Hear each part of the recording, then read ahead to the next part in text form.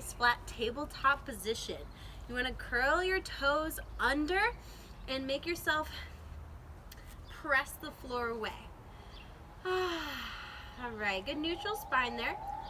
What we're gonna do is we're gonna raise one arm up and the opposite leg back, arching through the lower back, lifting through the heel and raising the arm up. And then we're gonna bring the elbow to the knee, squeezing the core, pointing the toe, and then we're gonna return, driving the heel back and lifting the arm.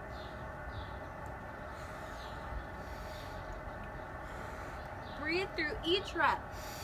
Inhale as you expand, exhale as you contract.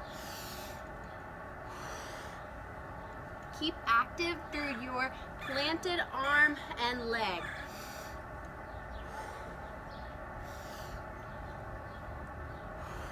Remember that foot is dorsiflexing as you kick your heel back and plantar flexing or pointing as you come forward.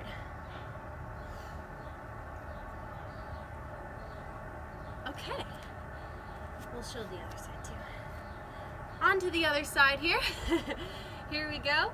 We've got toes curled under, arms up, leg up. We're doing 10 to 12 reps. Here we go.